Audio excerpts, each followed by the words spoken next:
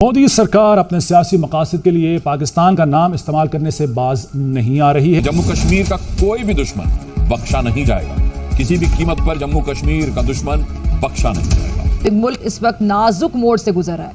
ये जुमला सुनते सुनते एक नस्ल मेरे ख्याल से रुखसत हुई और हमने भी मुझ में परवरिश पाई है। अमन और इंसानियत के दुश्मनों को जम्मू कश्मीर की तरक्की पसंद नहीं है। आज वो आखिरी कोशिश कर रहे हैं कि जम्मू कश्मीर का विकास रुक सके, यहां अमन चैन स्थापित न हो।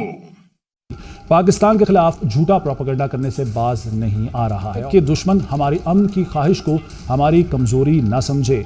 भारत अगर पाकिस्तान के खिलाफ झूठा प्रोपेगेंडा करने से बाज नहीं आया और या फिर उसने पाकिस्तान के खिलाफ कोई भी इकदाम उठाने की सोची तो उसको संगीन नताइज का सामना करना पड़ेगा और मकबूजा कश्मीर का फैसला उसूली कवायदो ज़वाबित के मुताबिक ही होगा। या यूं कहें कि कश्मीर का विकास देखकर बुरी तरह घबरा गया पाकिस्तान। इस वक्त मुल्क की मुआशी हालत हम जानते हैं कि ठीक नहीं है। समझ ये नहीं आती कि बहुत से ममालिक हमारे बाद आज़ाद होकर तरक्की की मंजिलें तय कर गए, लेकिन हमारा ये नाजुक मोड़ इतना लंबा पता नहीं क्यों हो गया कि खत्म होने का नाम ही नहीं ले रहा।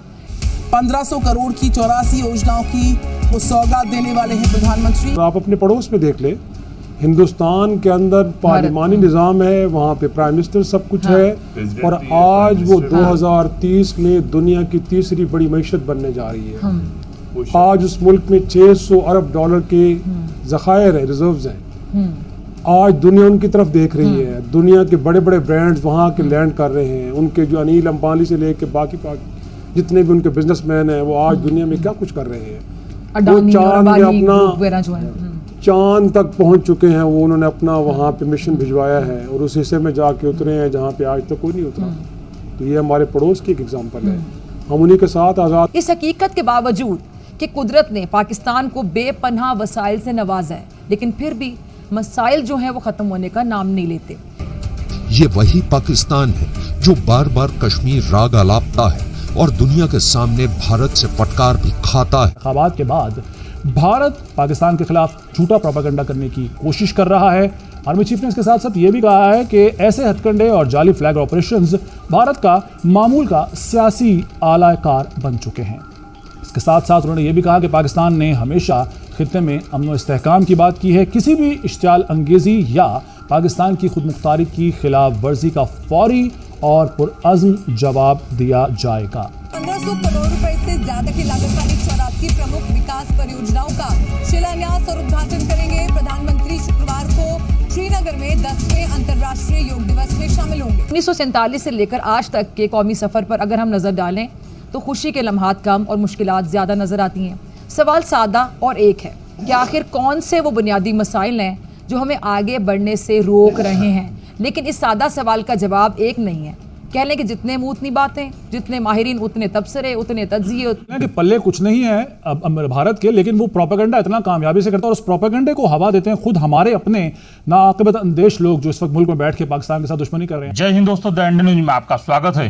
पीएम मोदी को कश्मीर में योगा करते देख पाकिस्तान को मिर्ची लगी है। पीएम मोदी ने अंतर्राष्ट्रीय योग दिवस पर कश्मीर में योगा भी किया और साथ ही कश्मीरियों को 1500 करोड़ रुपए की विकास परियोजनाओं का सौगात भी दिया, जिसे देख पाक आर्मी चीफ के पेट में दर्द उठा है और भारत पर उसकी झुंझलाहट साफ दिख रही है। कुछ अरसा पहले आलमी बैंक ने पाकिस्तान के रोशन मुस्तकबिल के हवाले से एक रिपोर्ट जारी की थी, जिसमें पाकिस्तान को दरपेश जो बड़े मसाइल हैं उनकी खुलकर निशानदेही की गई।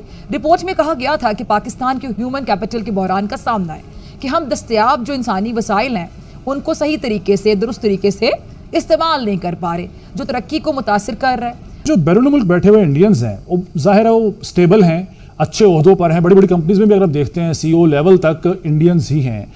उन्होंने मोदी को प्रमोट करने में, क्योंकि इंडिया के अंदर तो सारा मीडिया जो मोदी को प्रमोट करता है हमें नजर आता है। आपने कॉर्पोरेट सेक्टर की बात की, वो भी मोदी करते हैं और बड़ा सपोर्ट करते हैं, वो भी अपनी जगह पर एक फैक्टर मौजूद। अच्छा, एक वजह नाख्वानगी को करार दिया गया और इस रिपोर्ट के मुताबिक पाकिस्तान भर में दुनिया में सबसे ज्यादा 2 करोड़ से ज्यादा बच्चे स्कूल से बाहर हैं और पाकिस्तान के ज़िम्मे कर्जे भी हैं और जो हमें तरक्की से रोक रहे हैं, जो मुकर्ररा कानूनी हद से 78% ज्यादा बुलंद शरह पर हैं। पॉलिसीज में अदम तसलसल, सरमायाकारी और बरामदात का फुकदान भी हमारे बुनियादी मसाइल में शामिल है। अच्छा, फिर कुदरती आफात जिनमें सर फहरिस्त सैलाब भी तरक्की को रोके खड़े, बढ़ती सैलाब, बदअमनी कह लें, लाकानूनियत कह लें, दहशत गर्दी, ये बड़े मसाइल में शामिल हैं।